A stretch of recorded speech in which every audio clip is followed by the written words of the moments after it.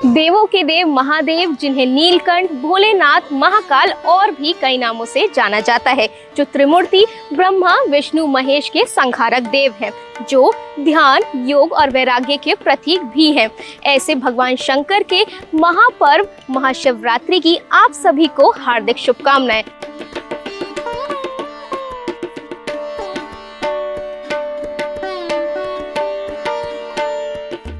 नमस्कार, मैं Varnika Patel IEMT media के विशेषांक पर्वोत्सव में आप सभी का स्वागत करती हूँ।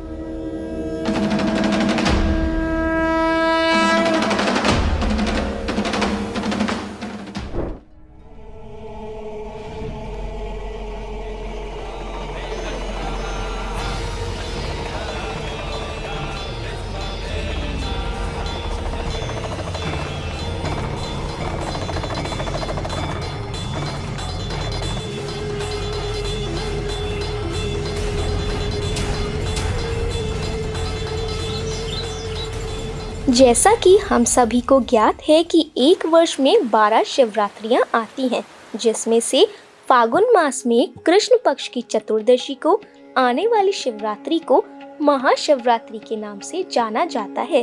वैसे तो इस पर्व को मनाने के लिए अलग अलग मान्यताएं हैं। कोई इस पर्व को भगवान शिव के जन्म दिवस के रूप में मनाते हैं, तो कोई इसको भगवान शिव के विषपान दिवस के रूप में मनाते हैं, तथा कोई इस दिन को भगवान शिव और माता पार्वती के विवाह के रूप में मनाते हैं।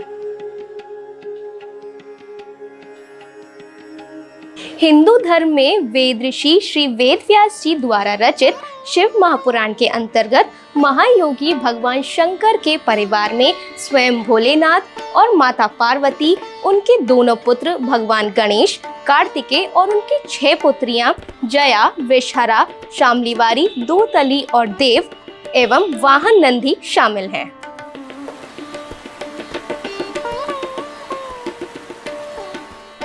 शिव परिवार एक ऐसा आदर्श प्रस्तुत करता है जहां परिवार के सदस्य अलग अलग स्वभाव और वाहन जैसे सांप और चूहा, मोर और सर्प एक साथ रहने के बावजूद सद्भाव से रहते हैं। यह शिव परिवार हमें सिखाता है गृहस्थ जीवन में रहते हुए भी वैराग्य, शिव का प्रतीक, और जीवन में सफलता के लिए ज्ञान और बुद्धि, गणेश का प्रतीक आवश्यक है।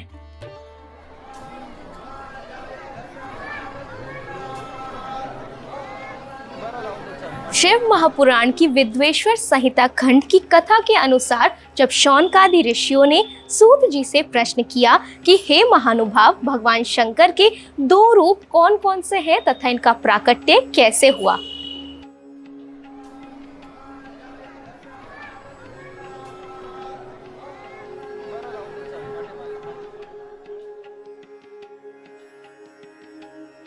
तब सूत जी ने उत्तर देते हुए कहा कि अनंत परब्रह्म से भगवान विष्णु की उत्पत्ति हुई और भगवान विष्णु की नाभि से कमल पर विराजमान ब्रह्मा उत्पन्न हुए। ब्रह्मा जी को सृष्टि के निर्माण का दायित्व सौंपा तथा भगवान श्री विष्णु को सृष्टि का पालनहार बनाया।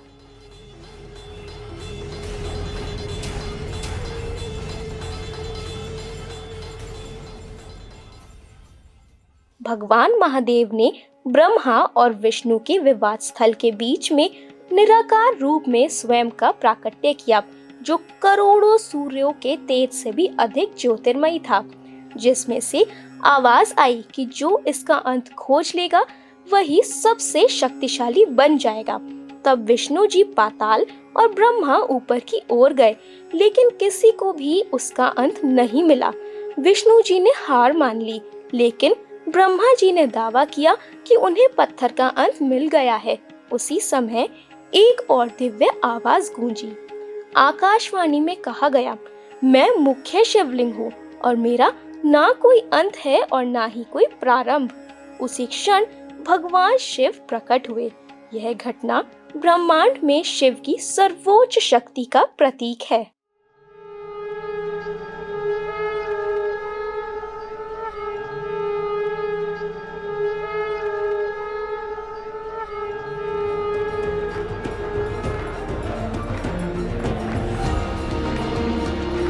यह कथा हमें सच्चाई और ईमानदारी का महत्व भी सिखाती है।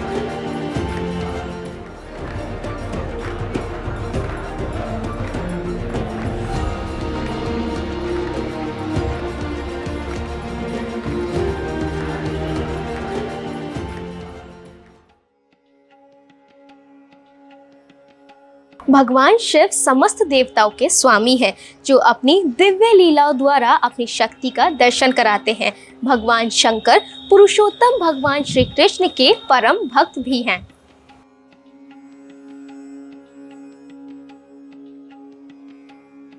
धर्म और अध्यात्म के प्रतीक महाशिवरात्रि पर्व की IMT मीडिया की ओर से आप सभी को फिर से शुभकामनाएं। महादेव आपकी सभी मनोकामनाएं पूर्ण करें।